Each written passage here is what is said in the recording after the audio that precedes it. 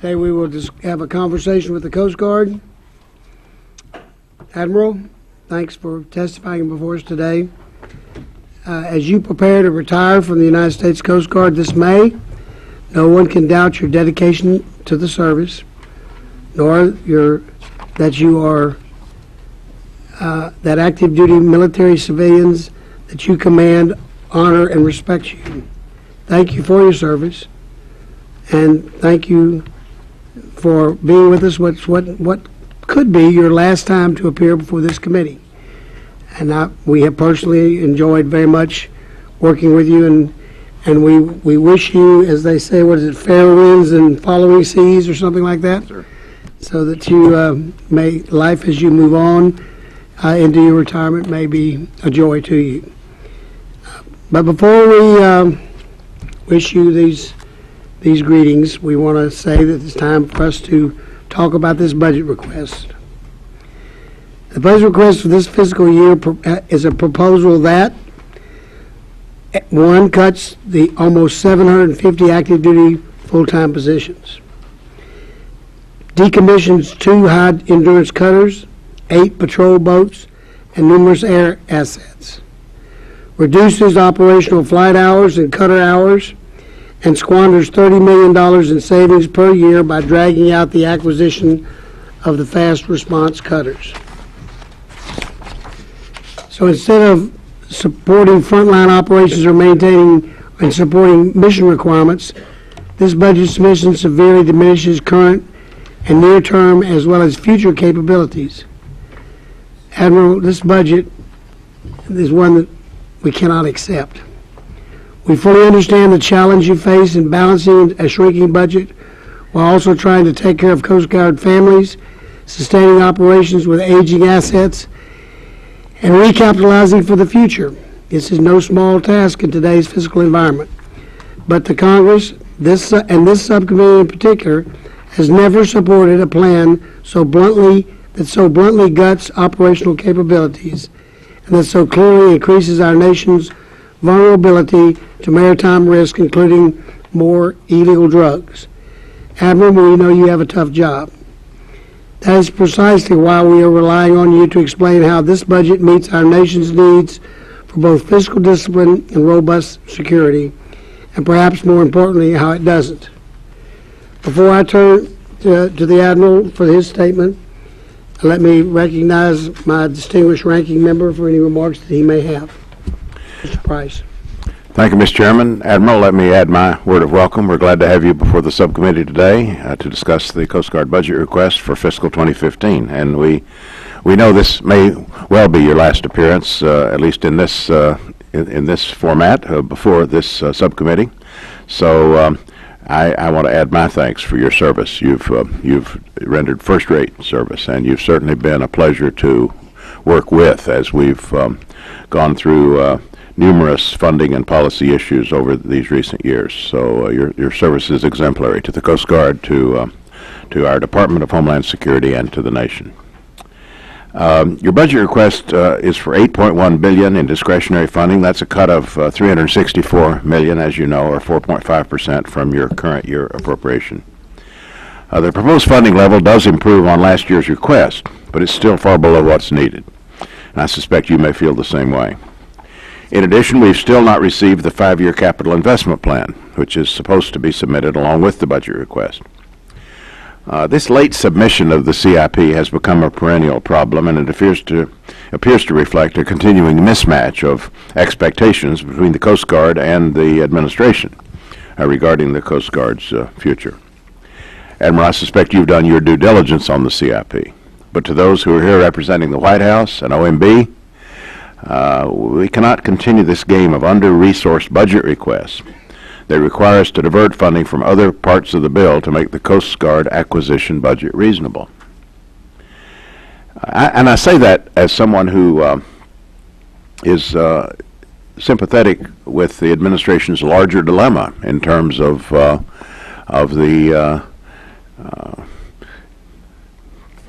occasions, the things we've been through in budgeting in recent years, with sequestration, with shutdowns, with these unreasonable appropriations cuts again and again. This has left the administration with a lot fewer options than it should have. At the same time, this for the Coast Guard to bear the brunt of this, or to bear such a disproportionate share of this, I think can't go on. We've really got to do better. And so our subcommittee is going to be tasked with doing better, both on the acquisition side and on the personnel side. The acquisition budgets are long-term propositions. They require long-term budgeting. We can't have a reasonable discussion this morning about recapitalizing the Coast Guard fleet without the current CIP.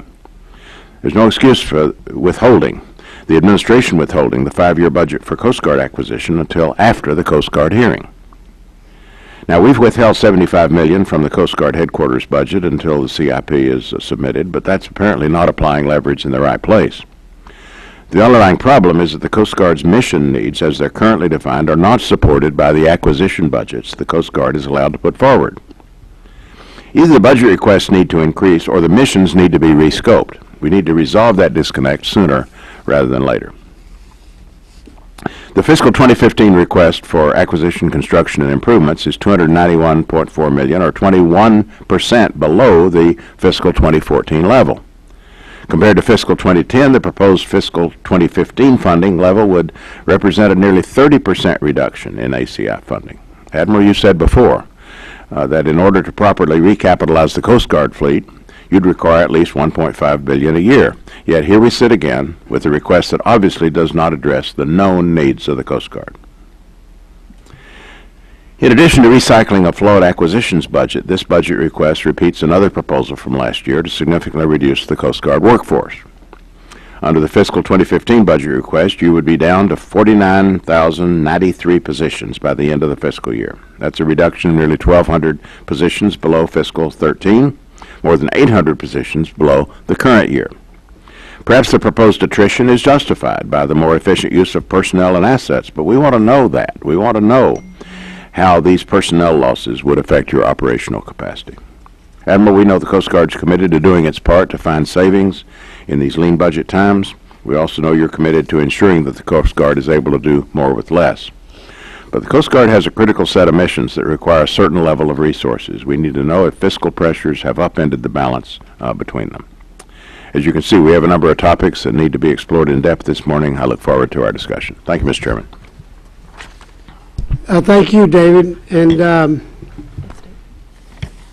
Admiral, we have your written statement, and we are going to have that entered into the record, and we ask you to, in the next 5 minutes, to give us a summation of your position on this budget.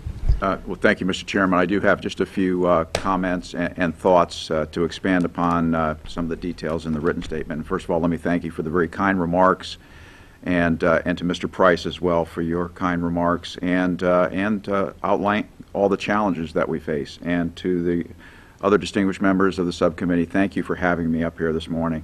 It's been an honor for me and a privilege to represent the men and women of the Coast Guard for the last 4 years, and in particular before this subcommittee, because you've done something that's near and dear to my heart. You've provided support for my Coast Guard people, and I will be eternally indebted to all of you for the hard work that you've done behind the scenes to make sure that our Coast Guard people are taken care of. I want to thank you also for the support that you provided in the Consolidated Appropriations Act of 2014. That act helped to relieve the erosive effects that we were suffering under sequestration. It restores frontline operations, it gives us badly needed training hours, and it eases some of the personnel management restrictions that we had to place on our people over the last year. I'd also like to take this opportunity to thank Secretary Johnson publicly. Even in the short time he's been our Secretary, he has gone in feet first, hit the deck running, and I think, as you probably saw yesterday, he has fought for the Coast Guard to make sure that our people get the right tools and that we continue with our recapitalization, and that battle will continue. And it has to, because America is a maritime nation. We rely on the safe and secure and free flow of goods across the seas and into our ports and waterways. And I've always firmly believed that a measure of a nation's greatness is its ability to provide safe and secure approaches to its ports. And we need this system of uninterrupted trade because it's the lifeblood of our economy. And you can see it in the great work that our Coast Guard is doing today on the Great Lakes, where our cutters have been working in some of the heaviest ice in 30 years on the lakes. The icebreaker Mackinac recently completed almost 2 straight months of continuous ice breaking in the passages of the Great Lakes, providing escorts and direct assistance to commercial traffic, and validating a decision made by Congress 15 years ago to build that icebreaker. You can also see it in the work that we do to secure our maritime borders. During 2013, the Coast Guard interdicted over 2,000 migrants attempting to illegally enter our country, and we deterred countless others. Our new fast response cutters, the FRCs, which you have so generously supported, are becoming the workhorses of our interdiction operations in the approaches to Florida and Puerto Rico, and they continue to be delivered on time and on budget. Every day, our Coast Guard acts to both prevent and respond to an array of threats that, if left unchecked, would impede trade, weaken our economy, and create instability. And these threats disrupt regional and global security, the economies of our partner nations, and access to both resources and international trade. All these are vital elements of our national prosperity and, in turn, then our national security. In previous testimony, I used the term layered security to describe the way the Coast Guard and DHS counters maritime threats facing the United States. This layered security first begins in foreign ports and then spans the high seas, because the best place to counter a threat is before it reaches our borders. It then encompasses our exclusive economic zone, the largest exclusive economic zone at 4.5 million square miles, and it continues into our territorial seas, our ports, and our inland waters. Our nation faces a range of risks and vulnerabilities that continue to grow and evolve. We continue to see persistent efforts by terrorists and transnational criminal networks to exploit the maritime environment. The global economy is spurring investment in even larger vessels to ship goods across the seas, and the Arctic is seeing exponential increases in traffic and human activity. The work to address these challenges is done by a committed Coast Guard which faces these risks every day. Earlier this year, I was reminded once again of the dangerous work that my people do, as Deputy Secretary Mayorkas and I attended a memorial service for Bosun Mate 3rd Class Travis Obendorf of the cutter Weishi. Petty Officer Obendorf was mortally wounded during a rescue operation in the Bering Sea. And his death, as if I didn't need it, it provided a fresh reminder that downstream of every decision we make back here in Washington, there are young men and women out there serving who are often cold, wet, and tired, who take the risks to make sure our country is secure. It's the Coast Guard's responsibility to detect and interdict contraband and illegal drug traffic, enforce U.S. immigration laws, protect valuable national resources, and counter threats to U.S. maritime and economic security worldwide. And it's often the most effective to do this as far as from our shores as possible. So a capable offshore fleet of cutters is critical to the layered security approach, and it's the area that gives me the most concern. Our fleet of major cutters has reached obsolescence and is becoming increasingly expensive to maintain. The average Reliance class medium endurance cutter is 46 years old, and the oldest of them turns 50 this year. In fact, I sailed on board one of these cutters, the Valiant, then homeported out of Galveston, Texas, as a cadet at the Coast Guard Academy. By the time I received my commission, the ship was nearly a decade old, and due solely to the determination of our cuttermen, naval engineers, and a modernized mission support system, Valiant will still be sailing when I leave the service after nearly 40 years of service. So as good as our people and support systems are, this is no longer supportable.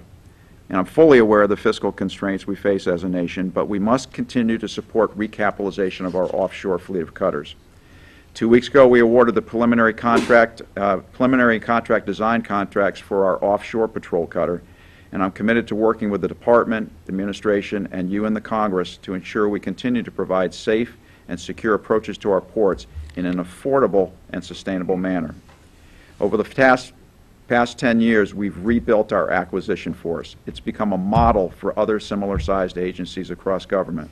In fact, it's been an award-winning acquisition force, winning 4 of 5 awards from the Department of Homeland Security. This last year, we're the first military service to achieve a clean financial audit, which required at least a decade of hard work for my people. So we now sit at a critical point where we have the vital necessity to recapitalize the fleet, we have our financial act in order, and we've reformed all our acquisition procedures to be the best in government, All we need now to continue on is stable and predictable funding. Any acquisition expert will tell you, you have to have this stable and predictable funding. So as the nation's maritime governance force, the Coast Guard possesses unique authorities, capabilities, and partnerships. Coupled with capable cutters, aircraft, and boats, operated by highly proficient and dedicated personnel, we maximize those authorities and capabilities to execute a layered security throughout the entire maritime domain. We're a ready force on continuous watch with the proven ability to surge assets and our people to crisis events wherever they occur. So I want to thank you once again for this opportunity to testify today, and I look forward to all your questions. Thank you, Admiral. I'm going to start off with the first question, and I want to, it shows how great minds work alike. David's comments in his opening statement basically consumed the vast majority of the first question I was going to ask you about. This issue of the CIP is very important to us. And we've raised this issue with the Coast Guard when the full committee chairman was the chairman of this committee. Mr. Rogers went to war with the Coast Guard over this issue. We don't want to go to war with the Coast Guard over this issue, but we need to know why the Coast Guard has failed again to comply with the law and give us the CIP as is written in the law. Have you got any explanation for why? And then following that, I want to know when we're going to have it. Sir, it's my fault, and you rightly hold us accountable for that. And if there's any delay, it's because I've been obstinate in making sure that the administration knows the needs of the United States Coast Guard. It's not my job at first to fit the Coast Guard within a budget. It's my job to look at what we need now and what we're going to need 10, 20, and 30, and 40 years from now. There's only one person who has that responsibility, and that's me. So there is I would say, a robust discussion that goes forth, first of all, with the department, and the department's been very supportive, and then we work with the Office of Management and Budget. And at some point, we come to an agreement. But what I would say is, we've been fighting for everything that we need to try and get it in that 5-year plan. And there are disagreements. That's I think the most polite way I can put it. And at the end of the day, we will finally get to a point where we come to agreement. I'm told this is what you're going to get. You have to fit your acquisition plan within it. And I think we're at that stage now. The Secretary has committed to making sure we get reports on time. We have forwarded it to the Department. It has been forwarded on to OMB, and we will work as hard as we can to make sure you get it as soon as possible. Well, we need a date. Can you give me a date? I cannot give you a date, no, sir. Well, But we will find out. try within the next couple of days to come back with me with a date. Aye, sir. Build a fire under somebody and give me a date as to when you're going to have that. And if we have to go talk to others who are throwing up roadblocks, I think it's time for us to start considering talking to others. And cutting your budget is a way we can do things, but we may be able to influence the budgets of others if they're not willing to comply, because quite honestly, we're trying to run a very professional subcommittee here where we have all the information available as we start the consideration of each budget. And we are having very poor success with all the departments, not just the Coast Guard, in meeting this obligation which we have set. This is not a policy that I established. This policy has been established for quite some time in this subcommittee. When David was chairing this subcommittee, he was fighting this battle, and it's getting a little tiresome to start off every year with everybody that we meet asking the same question: where is it? This is a policy we decided to more professionalize what we were doing. More professionalizing is what we're trying to do to the government to make it better. I'm not just picking on you. This is a speech for every department head that fails in this mission. This is one of the missions we expect in order for us to be good appropriators.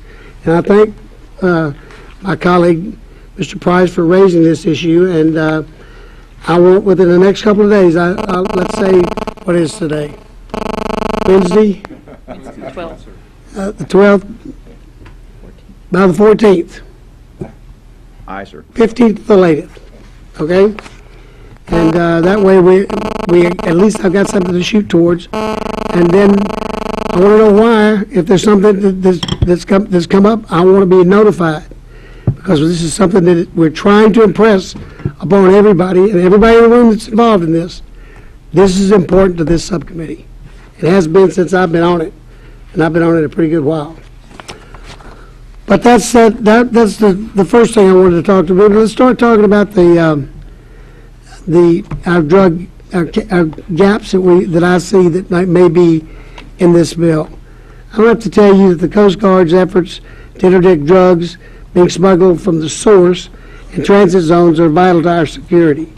However, this FY15 budget will actually diminish your current drug interdiction capabilities by cutting operational flying and patrol boat hours on our new assets, decreasing personnel, and decommissioning aircrafts and cutters.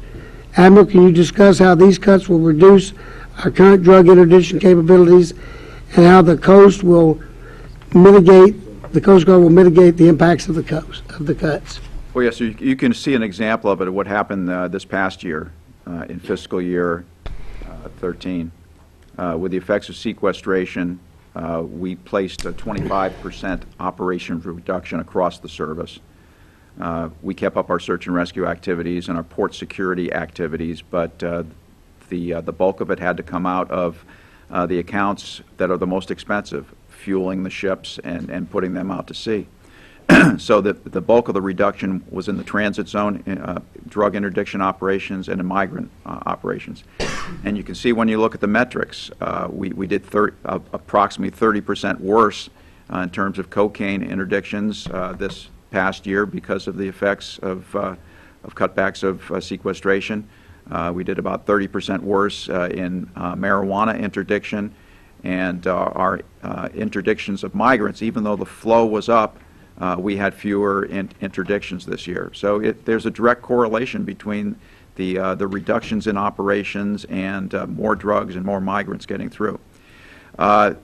We will see an improvement in that because we won't have sequestration, so we're able to restore most of our flight hours and our ship and boat hours. But still, there's approximately a 3 to 5% reduction across all program areas this year because of what we call efficiencies across our operating accounts. Well, I'm sure that you know this because you've experienced it, but as we have these ongoing national discussions on our southern border, for example, as an example, but on all of our land borders, and we have a perfect example to point to in the state of California. We secured the border, as everybody's discussed, with double fencing, speed corridors, and all the things we request over there in the San Diego sector. We secured it right down to the water line, and now they're in the water. These are determined people that are determined to smuggle drugs and people into the United States, and now they're out in their little, whatever, I forget the name of those boats. What are they called? Pangas. Yeah, pangas. They're out in their pangas, and they're running up and down the coastline and going way out and coming into the state of California because they refuse to be denied this market that they so crave for people and drugs.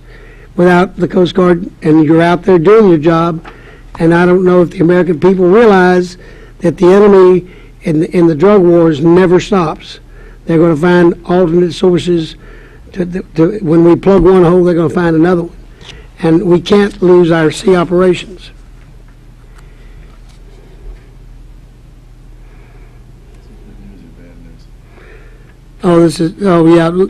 Yesterday, Chairman Rogers pointed out to Secretary Johnson that we have a 5-year low in cocaine interdiction last year. Yes, sir. That's true. And that's what you just were talking about. And, well, we're going to do the, we are frontline troops-oriented subcommittee. Mr. Price just made that statement. We want operations to work. And I agree wholeheartedly, and so does everyone on both sides of the aisle in this subcommittee. We are about making the Coast Guard have the capability of doing its job, and we will But we struggle with that, and that's one of the reasons we need this long-term look at the Coast Guard every time we have this hearing, so we can see out into the future how we continue the capabilities. And part of doing the work of making that report is to have others start to look out into the future, as I know you do as part of your job, Admiral. All right, I'll yield back and yield to Mr. Price. Thank you, Mr. Chairman. Admiral, I appreciate your account just now given in response to the chairman about the reductions in operations that you were forced to absorb as a result of sequestration. And of course, you gave this by way of reference to some of the constraints, reductions that are contained in your present budget. All this is part of a bigger picture. And as you say, this budget this year is an improvement on sequestration, but you didn't say, I'll say, it's not enough of an improvement. We're still constrained in ways that are really going to make it very hard for the Coast Guard to do its job. Now, all of this, as I said in my opening statement, all of this traces back to this dysfunctional approach to budgeting that has become the norm in the House, especially. Going to appropriations again and again and again, while we leave the main drivers of the deficit, namely tax expenditures and entitlement spending, leave those things largely unaddressed. And although we're happy to have a bipartisan agreement that for at least 18 months gets us back to something like the regular order of appropriating, you're locking in levels here that still are inadequate and that are very, very disproportionate in terms of the comprehensive approach to budgeting that we should be taking in this country. Now, having said that, the question remains, what's the Coast Guard's relative position within this larger budget picture? And while the larger budget picture gives us some understanding of the constraints and difficulties the administration is facing, it by no means absolves the administration of the kind of responsibility we've talked about here this morning for getting this long-term plan in place and also sending a budget up here that's commensurate with your responsibilities and your needs. And so let me just ask you to focus in a little further on the personnel side of this. The budget request proposes 49,000 positions by the end of the fiscal year. That's a net reduction of nearly 1,200. It's 800 below the current year, 1,200 below 2013, 800 below the current year. Now, most of those are military positions, as I understand. There's some mitigation with nearly 500 new positions, but you can tell us how all that nets out. The budget justifications identifies 451 of the lost positions, more than a third, as associated with efficiencies. I wonder if you could tell us what that means. They're spread among the vessel board and search teams, fixed-wing aircraft, aids to navigation, and the decommissioning of certain assets. What do those efficiencies look like? What'll that mean in terms of your ability to carry out key missions, key activities? What are we going to be doing less of, in other words? What about those other lost positions? Some of this attributable to the more efficient crewing of newer assets, for example. So let me stop there and ask you to elaborate on these personnel numbers. Yes, sir. You used a great term when you had your opening statement. You suggested that perhaps missions will need to be rescoped. And what I would suggest is we are rescoping missions all the time. Many times when I've come up before this committee, we talk about a patrol boat gap. Well, we have a gap because what we do is across all our mission areas for all our assets. We do something which I got this theme from Vince Lombardi. Vince Lombardi, when he talked to his teams, said, we will pursue perfection, knowing full well we will not catch it, but in the process we will catch excellence. So what we do is we go across all our mission sets, look at our assets, and we determine how many hours we need for aircraft, boats, and ships. But at the end of the day, we can only provide so much. So that creates a gap across all missions. And throughout the year, the operational commanders take those scarce resources. They may have to switch them between missions. For instance, you can take the same ships and use them for drug interdiction, the ones that you're using for migrant interdiction, but you're always going to have a gap out there because we set our goals based upon an unconstrained environment. And then we have to deal with the realities. The realities are, as we have progressively, I think our high water mark was FY12, as we've been squeezing down over the last 3 budget cycles, we take what we call efficiencies. What it means is we have fewer people out there to do the jobs, and we either have to cut back jobs or we make the remaining people work harder. In the case of the vessel boarding search and seizure teams, the VBSS teams that are distributed, those are something that we created because of needs after 9/11 to go out and inspect vessels at sea before they come into our ports. We can train them to become highly proficient because that's what they do.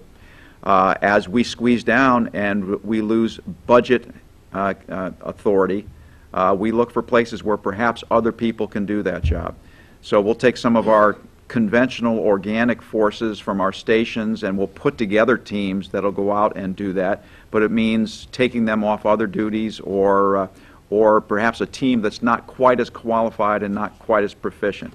We might be able to take our deployable specialized forces teams, which are used for security in the ports, and put together teams and send them out. It's just going to make it a little bit more difficult for us to provide the service that we think, and we fall further below those program goals that we set for ourselves. It's the same with our ships and our aircraft as well. As the budget squeezes down, as we decommission units, it means that across our mission set, we fall a little further behind. Where Lombardi talked about perfection and achieving excellence, we shoot for perfection, but we might be just achieving very good instead of excellence across those mission sets. So that's what this gradual squeeze down is doing to us. It doesn't become readily apparent early, but it has sort of, we will have lagging indicators of squeezing down because in the future, and one of the things I'm very concerned about is my highest priority has been a focus on proficiency and making sure our people are prepared to do their jobs in dangerous conditions. We lost a number of people before I came in as Commandant, and my goal was to turn that around. We've done that, but now we're going back in the other direction where we perhaps won't be able to focus on that proficiency. Thank you, Mr. Chairman.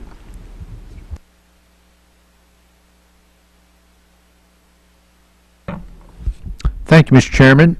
Admiral, it's a great privilege and honor to have you before us today. As you and I spoke earlier, Chattanooga has a great history of celebrating our Armed Forces Day and Armed Forces Parade. Many years going on unbroken, and last year I had the privilege to be there when we honored your great branch, the United States Coast Guard, and it was just an outstanding day, sir. So I thank you for your service, and thank you for the Coast Guard and for your great presence in our district, particularly in the inland waterways, which are so important. So I thank you for that, sir.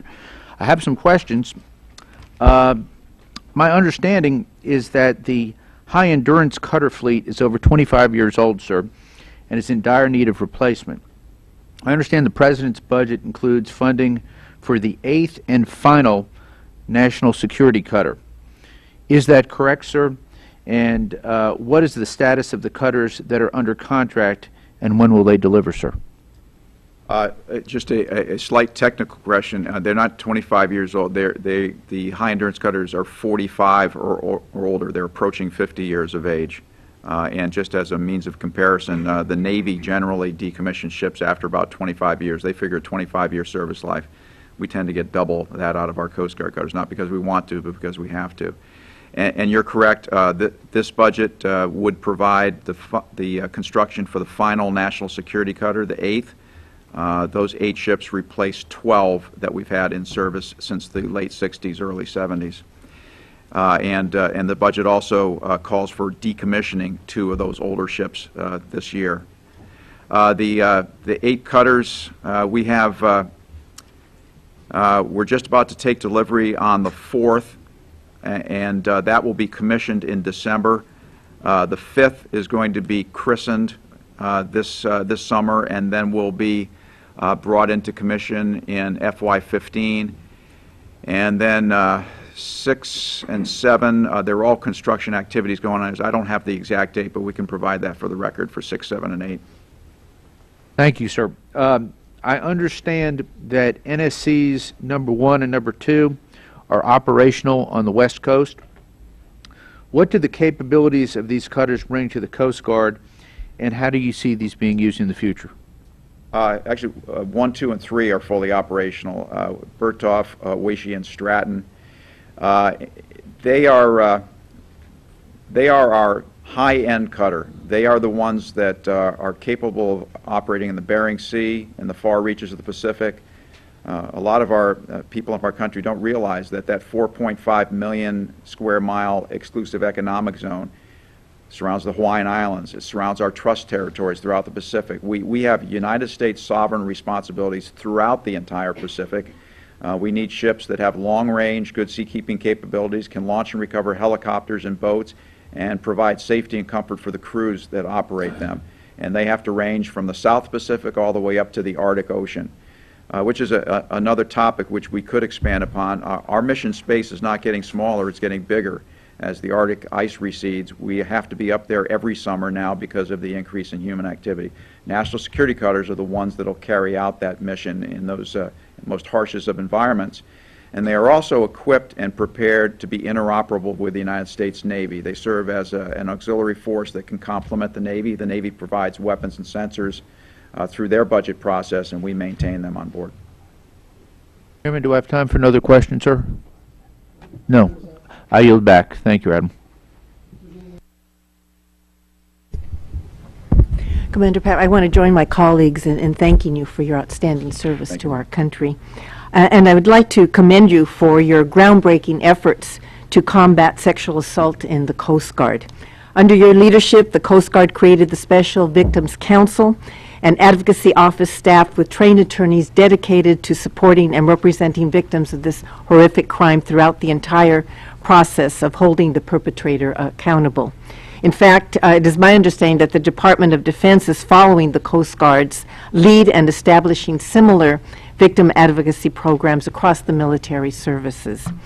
Can you please elaborate on the impact that this program has had on the Coast Guard and its shipmates, and what is being done to institutionalize these efforts as a top priority so that the Coast Guard will continue to be a safe and supportive workplace for women, not only now, but in the future?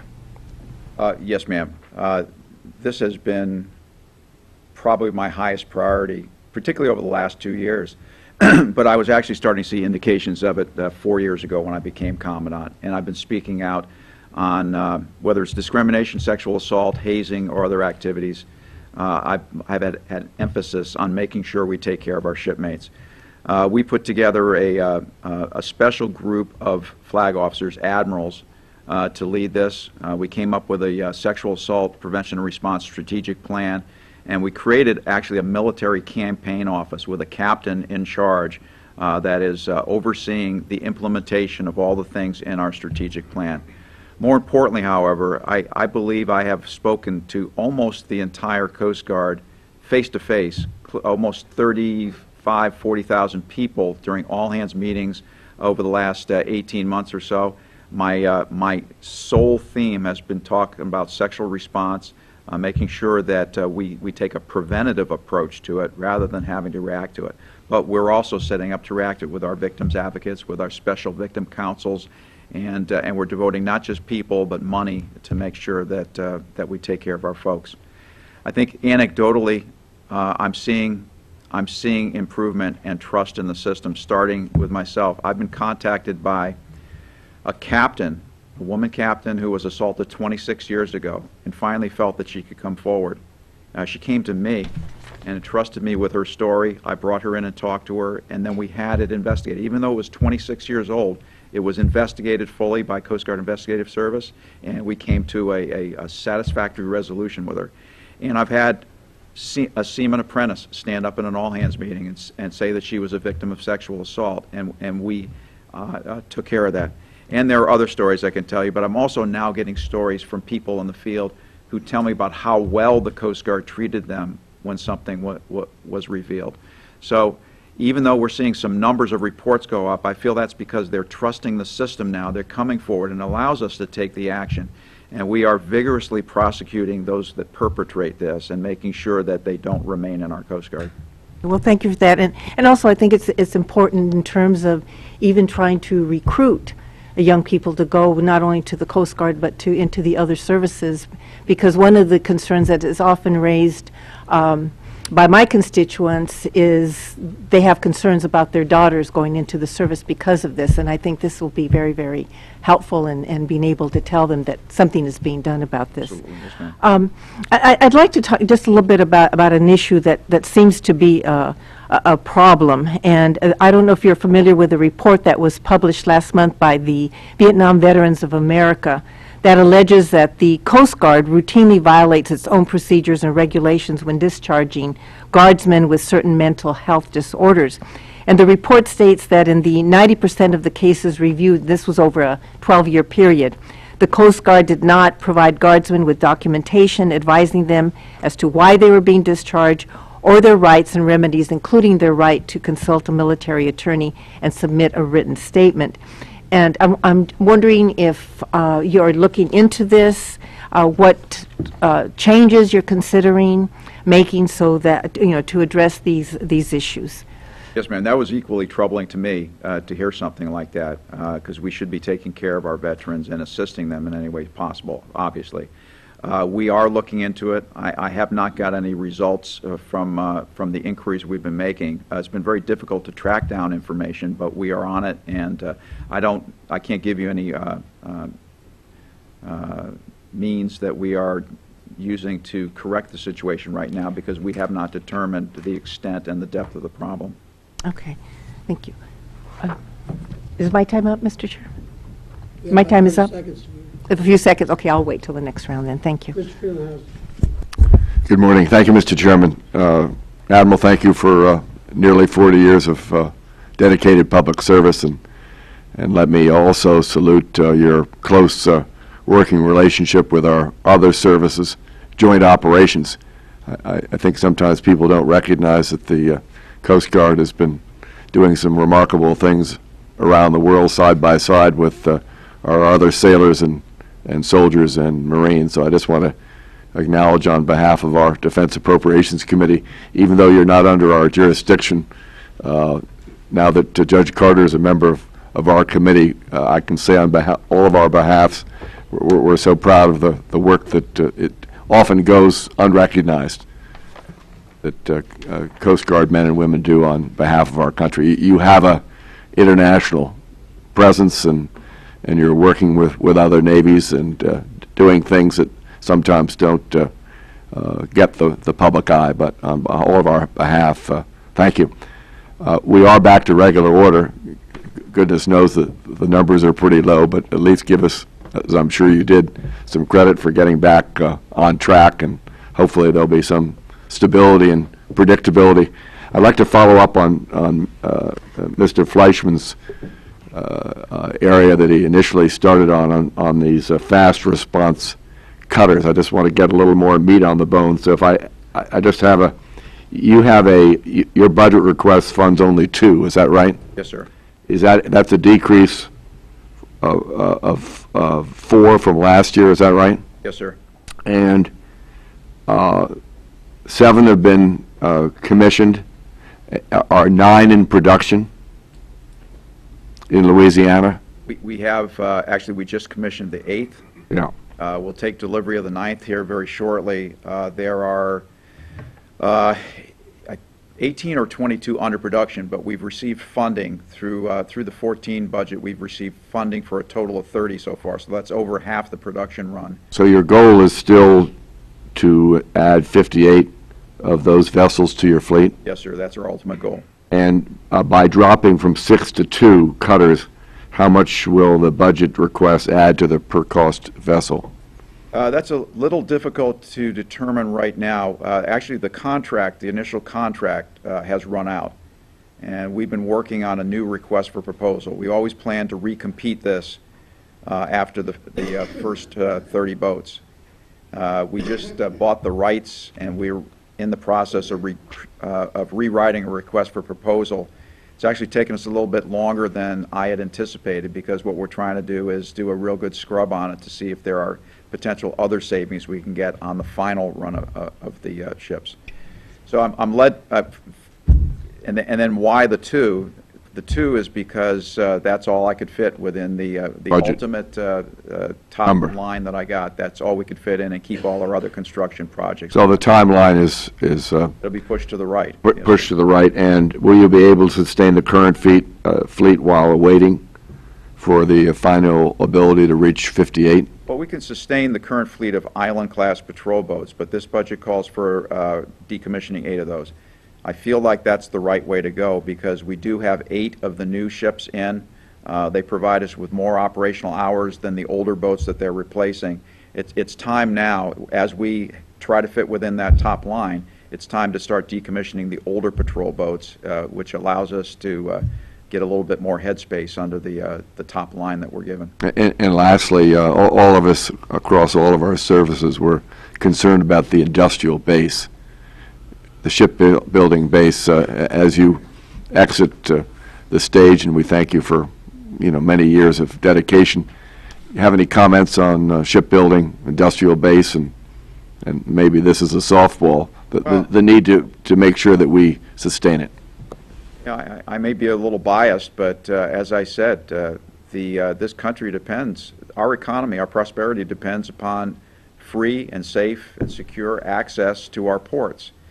It's nothing new. Hamilton wrote about it back at the beginning of our country. We're a maritime nation. We're going to depend upon maritime trade. 90% of the goods that come in and out of this country come in ships.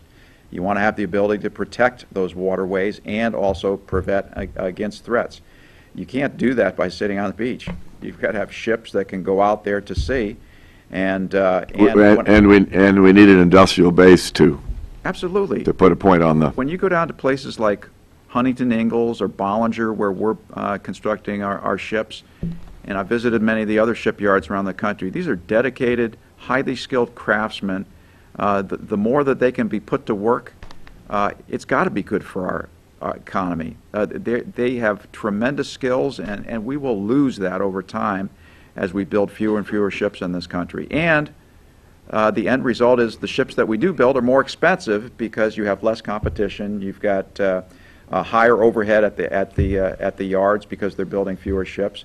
I'm definitely afraid that the Navy's going to build fewer ships because then the yards. So are we. The yards charge their overhead against my ships and make my ships more expensive. So. We need more ships rather than less. Thank you, Mr. Chairman. Thank you, Admiral. Thank you, Mr. Chairman. Thank you, Admiral. I come from the northern part of our country, and I'm curious as to what impact the current budget will have, if any, on your operations along the entire northern border, stretching from Maine to Washington. Well, from Maine to Washington, the major part that I'm concerned about from a Coast Guard point of view is, of course, the St. Lawrence Seaway coming in from the Gulf and in through the Great Lakes, and then, most people don't realize it, but then the boundary waters of northern Minnesota, which we have responsibilities for as well. The operational efficiencies that we gain by reducing things 3 to 5% means there will be boats out there fewer hours patrolling the border. There'll be fewer people out there. We know there's an awful lot of smuggling and other things that go across that international border out there, and we'll just have fewer Coast Guard people out there trying to interdict it.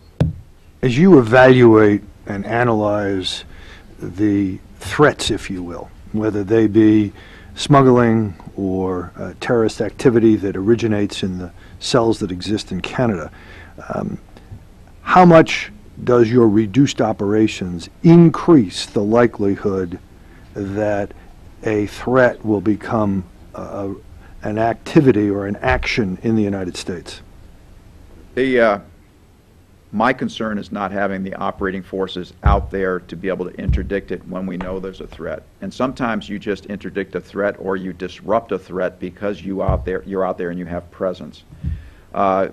I served in that district. I was the district commander for our 9th Coast Guard district that goes from New York all the way out to Minnesota.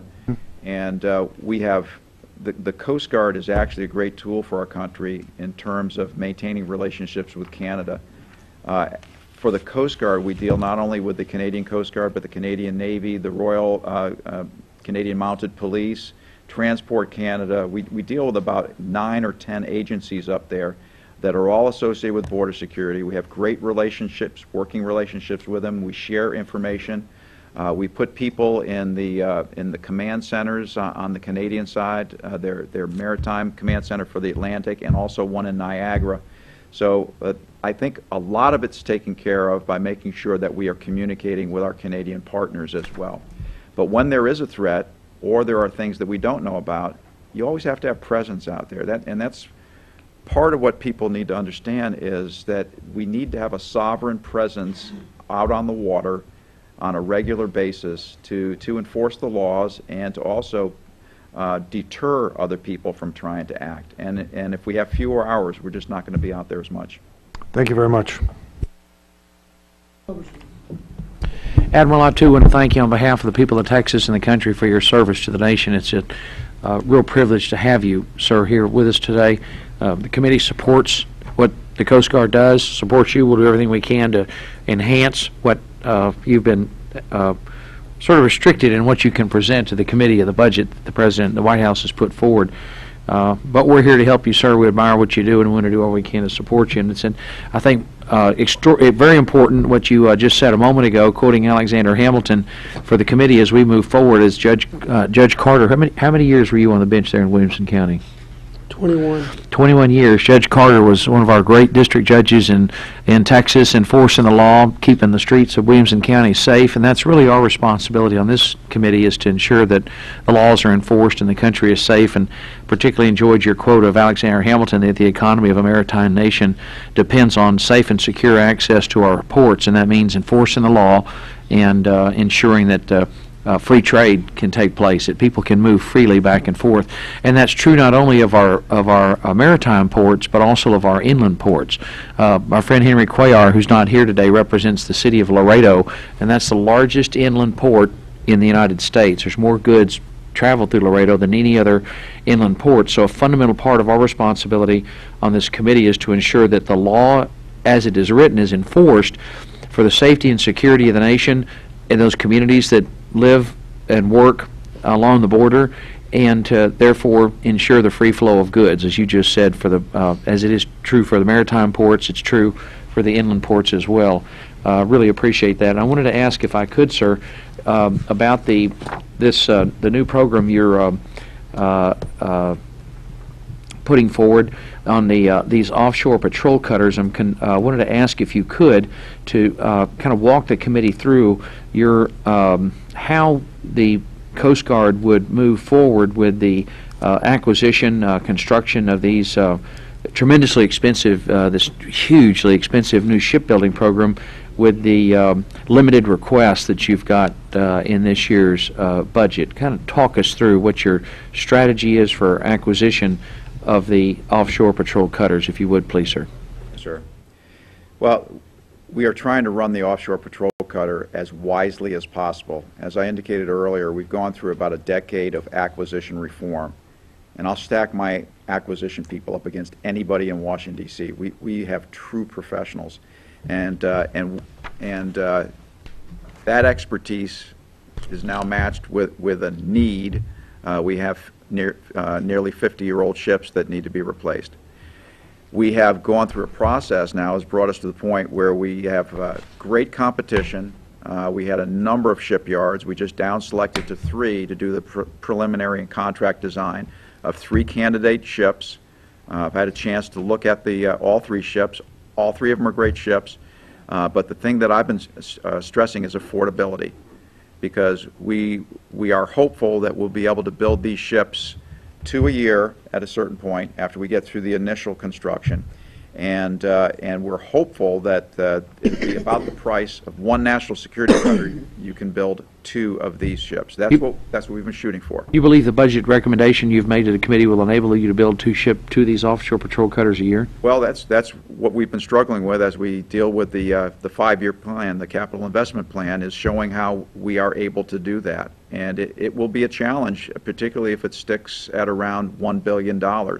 As I've said publicly, and actually I said we could probably, I've stated publicly before that we could probably construct comfortably at about $1.5 billion a year. But if we were to take care of all the Coast Guard's projects that are out there, including shore infrastructure, that fleet that takes care of the inland waters is approaching 50 years of age as well. But I have no replacement plan in sight for them because we simply can't afford it. Plus, we need at some point to build a polar icebreaker. Darn tough to do all that stuff when you're pushing down closer to $1 billion instead of $2 billion. As I said, we could fit most of that in at about the $1.5 billion level, but the projections don't call for that. So we are scrubbing the numbers as best we can. We're making sure we got good competition so we can get the best price on the ship. Based on the budget recommendation you've submitted to the committee, when would you expect to have, under the numbers you project in the President's budget, have the first offshore patrol cutter in the water? Fiscal year 21 would have that first ship delivered as we project ahead, getting through. We've got about a year and a half now to go through the preliminary contract design, which then takes us up to about fiscal year 17 before we award the contract to the company that's going to get the construction. We build the first one, which will take about by the time they get the yard set up and they get the first one in the water and we commission it, it's going to be about fiscal year 21. Well, you know, the committee strongly supports what you do, and we're going to do everything we can to help you in your mission. We understand the importance of the need for the replacement cutters. And one other quick question, if I could, Mr. Chairman, about the icebreaker. During the Bush administration, they attempted to shift that responsibility onto the National Science Foundation, and it's not really something they're equipped to do and didn't have the money for. And I think Frank Lobiando added language to a authorization bill that restored that responsibility to the Coast Guard. Do you today, the Coast Guard has responsibility for opening up channels in the ice for both Antarctica and in the Arctic? Yes, sir. That was one of our goals as I started as Commandant to get. It's actually the operations funding was transferred to NSF. You got it back, though. We kept the icebreakers, and we depended upon them to feed us the money to operate them, and they chose to contract foreign icebreakers, which then we atrophied and had to lay up our icebreaker fleet. We've got Healy, which is our medium icebreaker. Healy's a little over a dozen years old and is in good shape. We restored Polar Star. Polar Star is on its way back to Seattle now. How old are those ships? Polar Star is 35 years old. Mm-hmm. We've just restored her to active service, and she broke out McMurdo and is on her way across the Pacific now, going back to Seattle. But the NSF is contracting that service out? No, sir. We have the operating. You do it now for the NSF. They are our customer now. Okay, good. That's the way it ought to be. You all ought to have that responsibility. We'll do everything we can to support you. Thank you, sir. Well, let's stick with let's continue on the polar icebreaker just for a minute. When I was in Alaska, I had some conversations when I was up at Kodiak there about the law of the seas and the claiming that the Russians are making. They're very active, as I understand, in the Arctic Ocean, and we are limited in our activity because of our icebreaker weakness. And that under the law of the seas, we could actually lose a claim to what would now be considered American waters if we don't show a continuing presence over a period of time, something like that. And the icebreaker is a key to being able to show our presence, and the Coast Guard is basically our presence in the Arctic Ocean. Now, what does that mean, and who cares? Well, those of us who are in the petroleum-producing business should care a lot, because there are projections now worldwide that there is a large deposit of petroleum sitting under the North Pole. And as the ice recedes and there's opportunities to go out and do exploration in that area, a lot of people see that as a real plus, and the Russians recognize it, and of course they're in the petroleum business now too.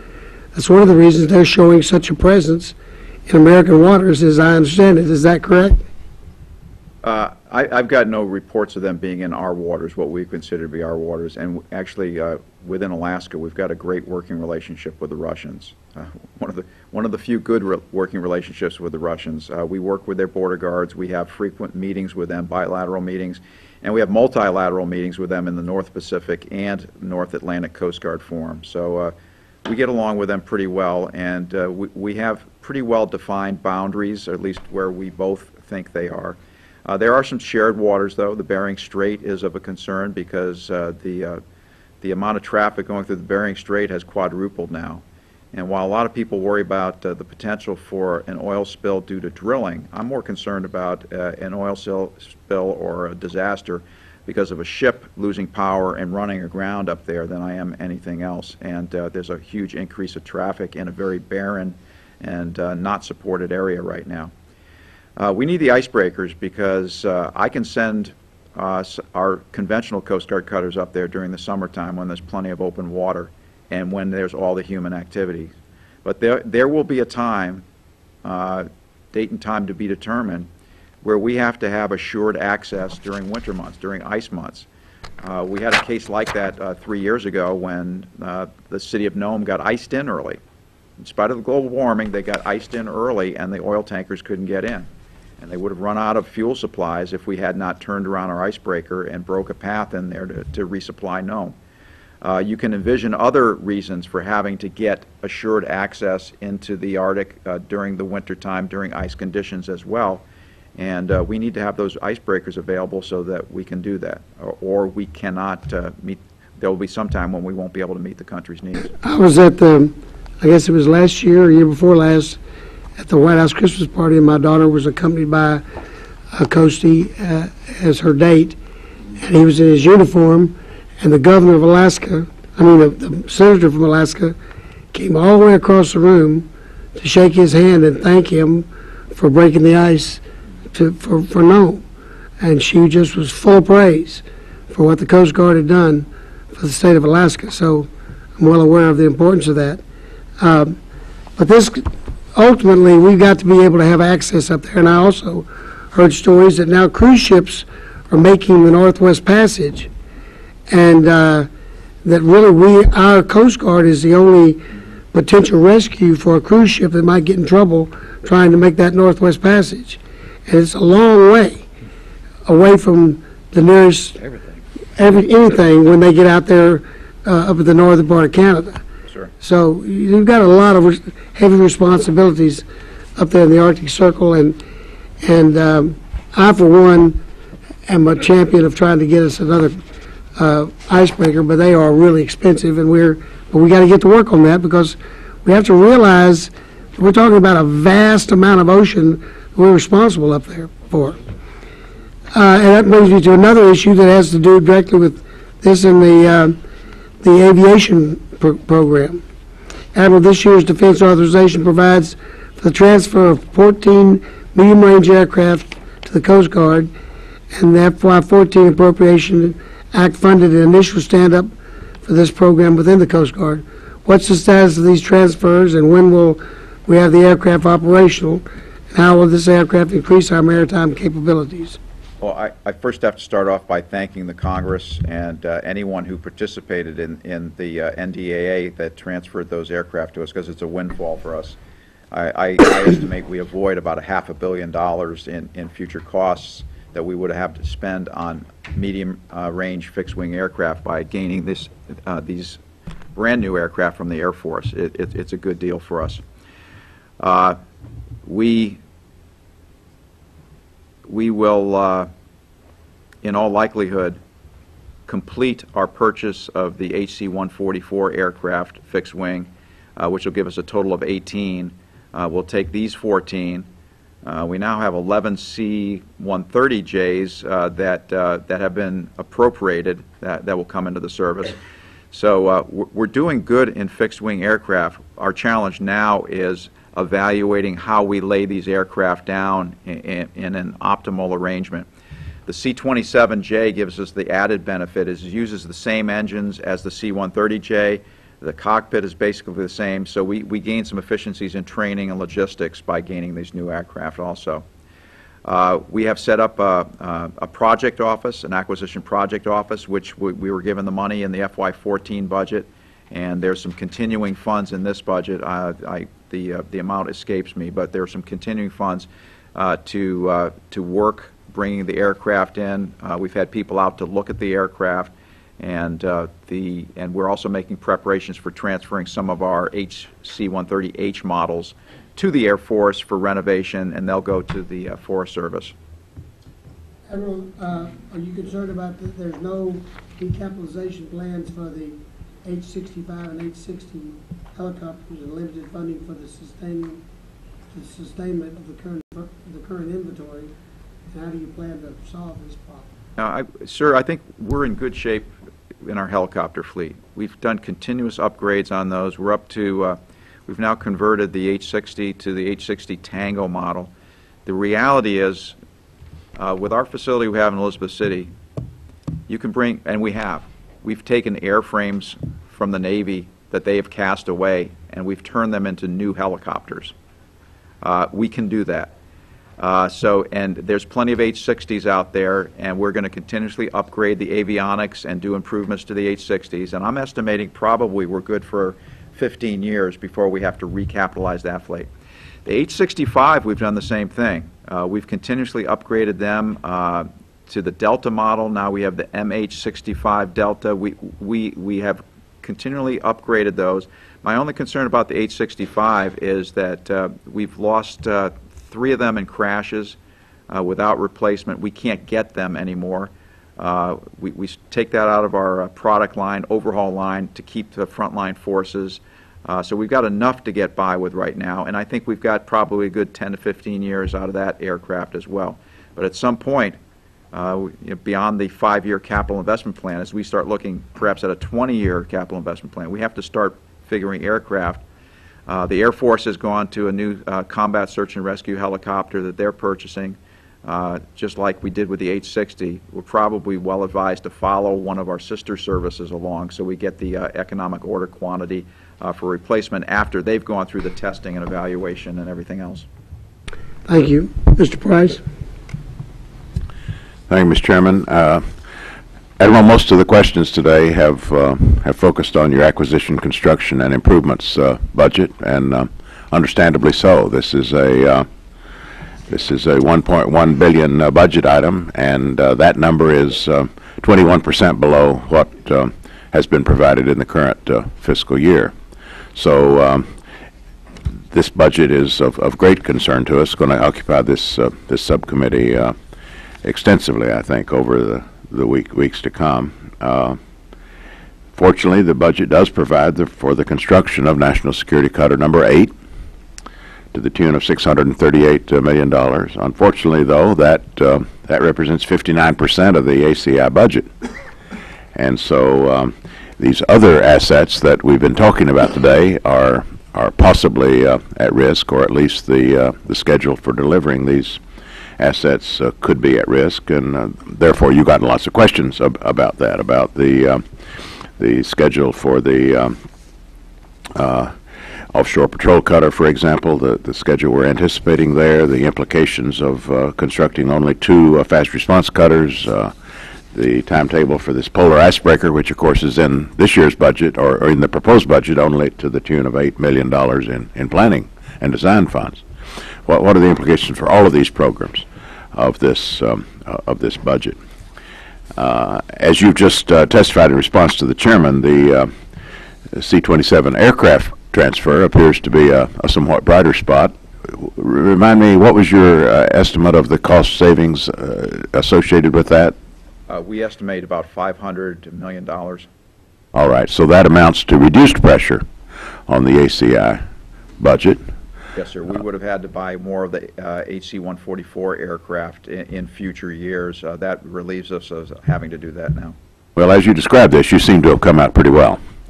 Coast Guard came out pretty well in this deal. In that particular deal, yes, In this sir. particular deal, which we look for bright spots as well as problems in this budget picture. So let me shift, having given the ACI budget a lot of attention. Let me ask you to talk about another item of great concern: housing. The way you house your personnel. We received last year the Coast Guard's National Housing Assessment, and the assessment recommended a 4-year strategy to right-size the Coast Guard's housing inventory, invest only in needed housing. So we've had some follow-up on that. According to this, the most recent information we have, you're still in the process of developing a plan to address the recommendation of the housing assessment. First step is going to be to reduce your inventory from 4,000 units to about 2,700 units, more fully utilizing local home rental, which is what the assessment recommended. When is this response plan going to be finalized? Will it happen in time to affect our deliberations? And what about your deliberations in terms of reducing the housing inventory in the current year? When do you think the Coast Guard will reach a new steady state for its housing inventory? Let me ask you that first, and then I have a follow-up. We're getting very close right now. We had over 4,000 Coast Guard-owned homes. They all weren't filled, and I toyed with the thought of making mandatory housing, but then I had a chance to get out there and see some of the housing, and I wouldn't put my Coast Guard families in them.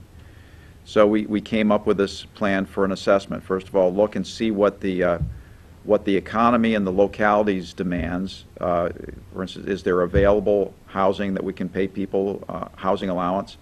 Are there places where we have too much inventory and in trying to maintain it all, we're losing money? And we did a good assessment. I'm very pleased with it. We've narrowed it down to about 2,700 homes that we need at various locations. What that has allowed us to do, and we're in the process now of divesting those. We've been through the final reviews with all our operational commanders to validate this, and we're in the process of divesting the homes. In fact, we just had a meeting about 2 weeks ago on the final homes, making some decisions in certain locations. And what I told them is if you get rid of the homes that we don't need in our inventory, you can keep the same maintenance money and spread it out across the ones that we need. So we've actually gone from annually we invest $3,000 per Coast Guard home. Now we're able to devote $5.3 thousand to each Coast Guard home that we're going to retain, which gives us a lot more opportunity to do improvements. And we're also spending, while we don't have any money for new housing in our AC&I funds this year, although the Congress has been very generous the last 2 years, giving us $10 million 2 years ago and $18 million last year. We couldn't fit that in this year, but what we do is we're devoting, probably close to about $50 million, $40 million to improvements of the housing that we have, renovating our homes in Puerto Rico and in other locations, so that when we do mandatory housing, they have good, decent housing to move into. So it's a multi-pronged attack, improving the Coast Guard-owned housing that we have, finding other alternatives like Department of Defense leased housing, public-private venture housing that we were able to take advantage of in numerous locations. And then when we have it available within our AC&I funds, building new homes at places where we can't find homes in the community for our people. So, although it's not in the budget this year, you are following through on this 5-year plan for significant investments in new housing. When do you reach steady state on that? What are we talking about here, likely, in terms of a time frame and the size of the investments that you're going to need?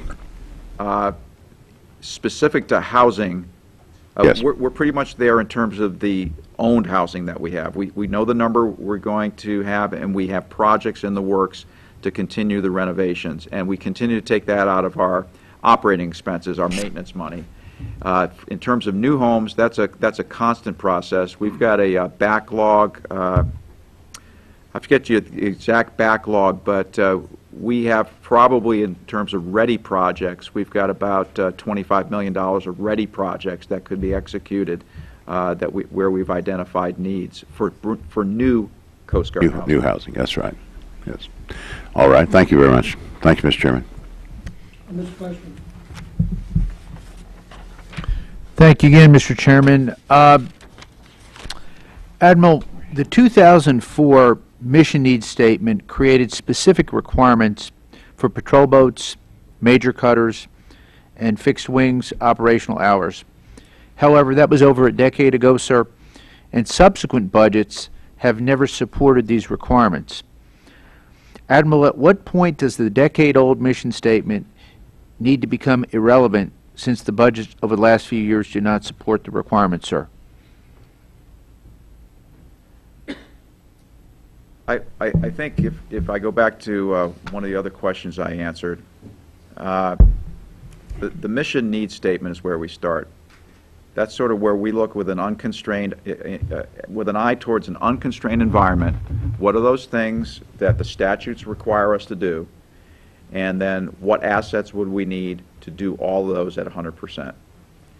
And we've been, there are people that have suggested that it's a 10-year-old mission needs statement. We're going to redo the mission needs statement this year. We've already embarked upon that to update it.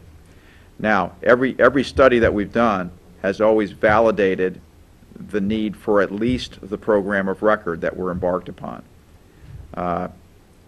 We'll do the mission needs statement, but given the fact that the Arctic has expanded, we've got increased mission space that that we need to take care of, and increased missions that we've been given.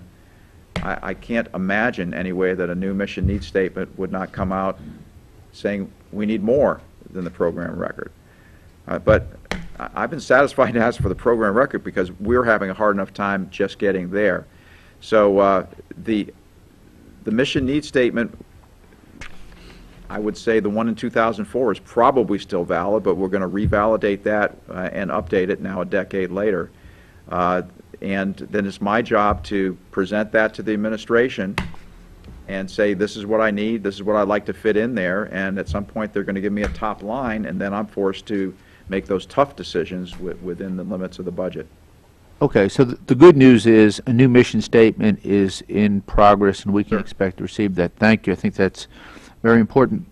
A follow-up to my colleague's question, and I certainly appreciate all that you and the Coast Guard are doing with your flag officers to address sexual assault. I want to thank you for the State of the Coast Guard address. I think you addressed that there, as well as alcohol abuse issues. What can we do as legislators to help you implement that? What can you come to us and say, I understand you've got these great laudatory goals which are out there, but what can we do? Well, I think what you can do is you use the bully pulpit. First of all, you hold our feet to the fire, people like me, and insist that we live up to those things that we talk about. And you've got a fully committed person in me in that respect. But we serve the people of the United States. You represent the people of the United States. If we're not serving the people of the United States and their sons and daughters that have volunteered to come and work within our services, then we need to have our feet held to the fire. And I appreciate, even though I disagree with some of the policies that were proposed, I respect the right and appreciate the fact that the Congress, and most notably over in the Senate, have come forward with proposals to assist us or make more stringent requirements. But at the end of the day, we've got to execute it. And I really appreciate the fact that we are going to allow our commanders to hold that responsibility. And I hold my commanders' responsibility to make sure that they're taking these on. And as you mentioned, it's not just sexual assault. I mentioned this in the State of the Coast Guard speech that we're putting out a revised alcohol abuse policy. I just got the final package on my desk last night. And read it late, came in with a few alterations, but we'll be putting out that policy over the next couple of days. Thank you, Admiral. I yield back, Mr. Chairman. Thank you, Mr. Chairman. Admiral, I wanted to ask if I could a little bit more about the icebreaker program, which we all support, and want to see you have that capability because it is so vital, as the Chairman has pointed out. I'm, as a Texan, and I know Judge Carter has heard this as well as a fellow Texan, our Texas, I suppose, and Houston in particular, is to the oil and gas industry what Silicon Valley is to the computer industry, and our companies that the judge represents and I represent in the oil and gas industry have told us that they've discovered or gained access to more oil and gas in the last 10 years than has ever been discovered in the history of the United States. So largest mineral discovery in the history of the country. It dwarfs the gold rush of '49, Spindletop, East Texas. You roll them all together, West Texas, all of it together, and what we've been able to gain access to with this new technology in fracking and in shale and in the ways that we're able to open up these old wells that were not producing. It's extraordinary. They're producing shale out of oil out of shale formations that wasn't even possible.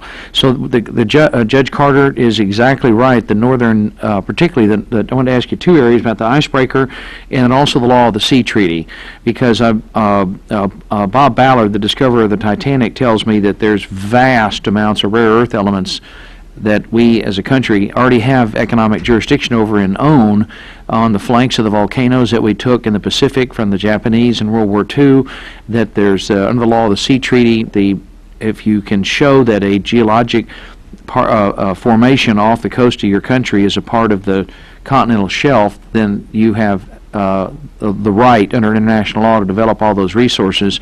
So Judge Carter's exactly right. There's vast amounts of oil and gas out there underneath the Arctic Ocean, probably way more than we even can imagine.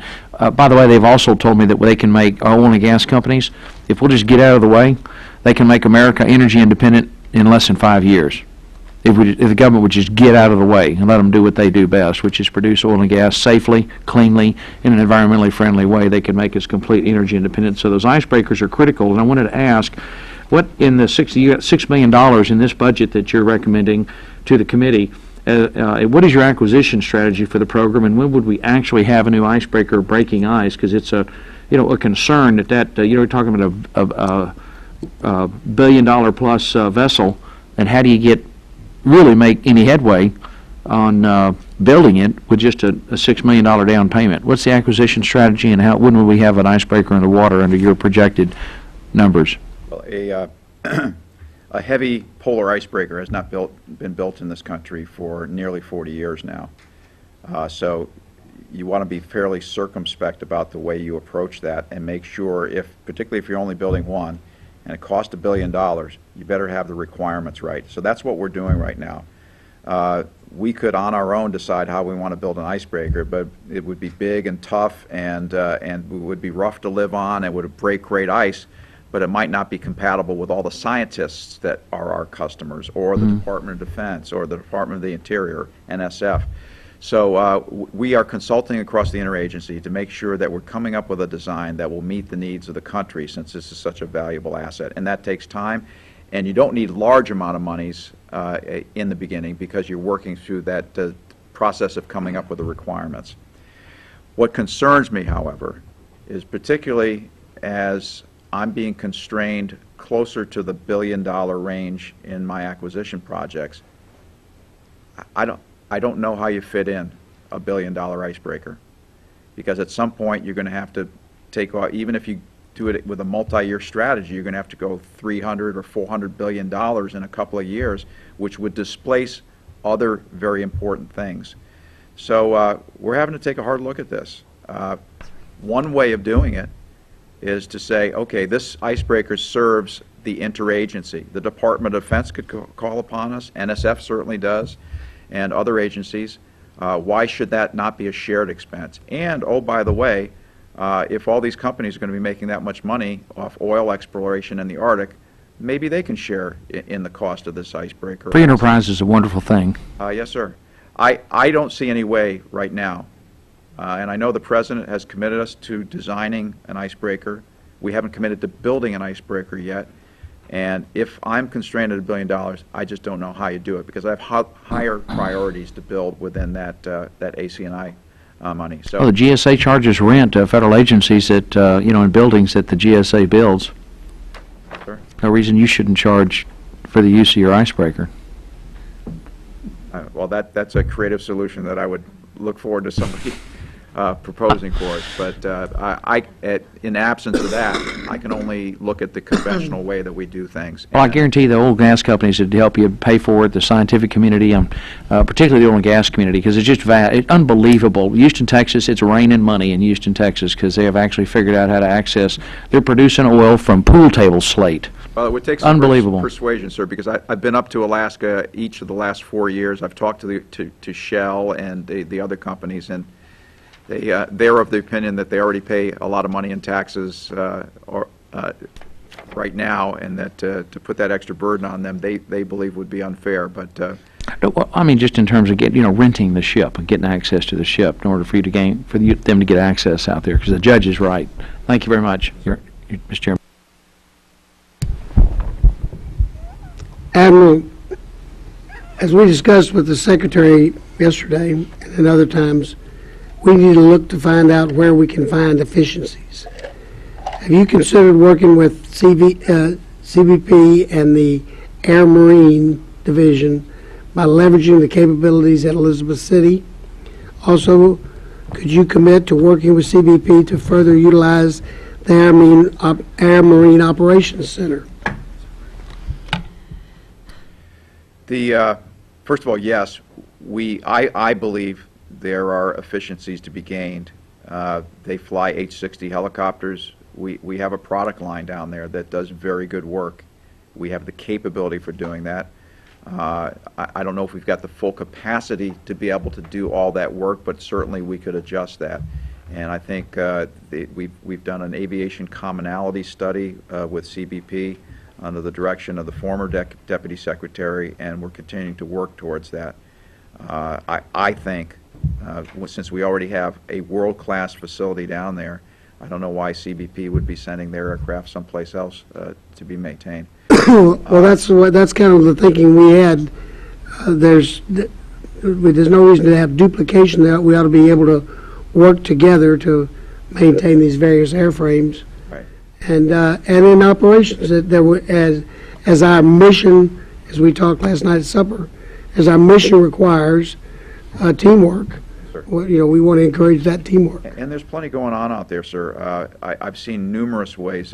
Just in my recent travels, I was out at San Diego just a couple of weeks ago, and we have a command center out there that brings together Customs and Border Protection, the Border Patrol, and Air and Marine, in addition to the state and state law enforcement agencies and the municipal law enforcement agencies.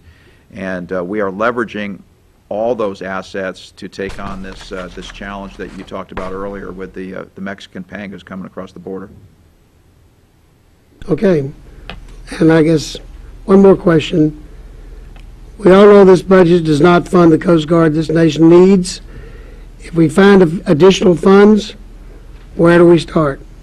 What are your unfunded priorities? Well,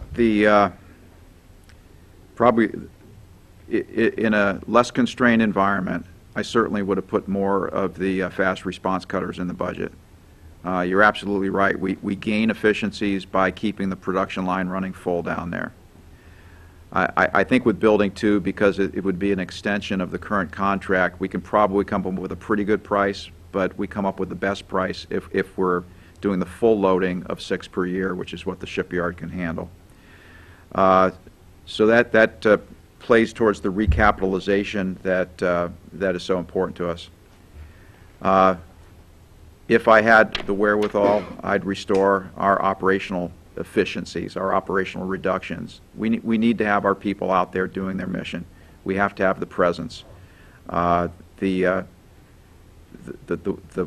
biggest driver for dissatisfaction for Coast Guard people is not being able to do their job.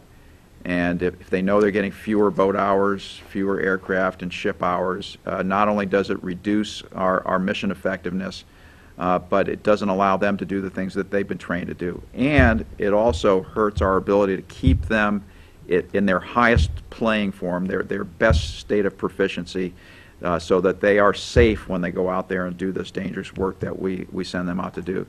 So restoration of operations is always important. Maintenance funds, we're forced to squeeze down maintenance funds, and anytime we get extra maintenance funds, it helps us to take care of those the housing units that we talked about. It helps us on some of the renovation projects on some of our older cutters that we're doing. It helps to keep moving them along. So operations and maintenance are the sort of the holy grail for us. And then, as I said, it's tough to live within the constraints of that AC&I budget. So I would turn towards increasing that, but it's got to be balanced across the board. And that's really what I've tried to do for 4 years, is maintain balance, not cutting back on mission support fully or dumping it all on operations. Whatever we've done has been a balanced approach, but we are down to the point now where we just can't squeeze anything more out of this rock without losing significant numbers of people. And I would say that's probably the thing, if I have any regret at all at this 4th year point, when I look and I see that from a high water mark in FY12 in the middle of my term as Commandant, we've lost 1,000 Coast Guard people due to efficiencies and squeezing down. We face the prospect of losing another 800. I've always known from the start that people are the most important thing, because the fewer people we have, the less Coast Guard you have, the less operations we have, and the less we're able to. I'm sorry. I want to give you just one little anecdote. The little prices we pay along the way as we squeeze down. My Master Chief Petty Officer of the Coast Guard has been pushing a fiscal fitness program. And we're finally to the point where we've tested it, we're almost ready to implement it, and they come in and they give me the briefing, and at the end of the briefing they said, but of course, in the FY15 budget, we've had to cut all our health promotion specialists across the Coast Guard, because we got no place to go to gain efficiencies. So, I mean, it's only 13 people, but they're 13 people that were located at each one of our bases to supervise health promotion programs that services to my people. Special pay. I'm having to cut back on special pay for those people that go out and do those hazardous assignments.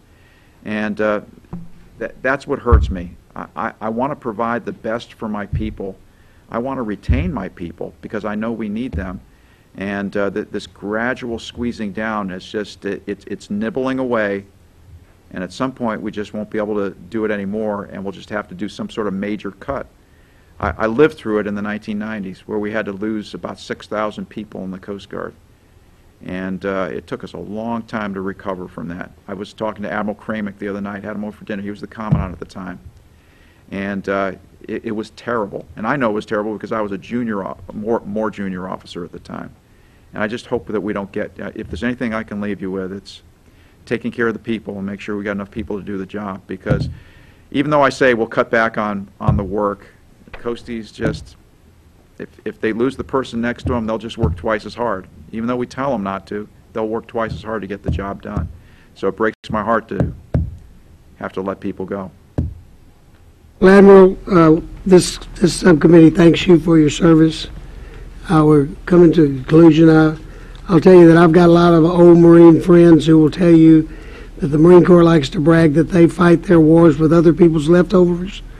I think the Coasties can use the same argument, that they fight their part of this war with other people's leftovers and do a good job. And we'll continue to do our best to make sure that the Coast Guard has its needs filled. Well, thank you for your I'm service. Deeply indebted to all of you. It's been Price, an honor for me to passed a note, serve. said you had no further questions. Further questions. Thank you. So we will, this time we will stand adjourned, and thank you. Thank you, sir.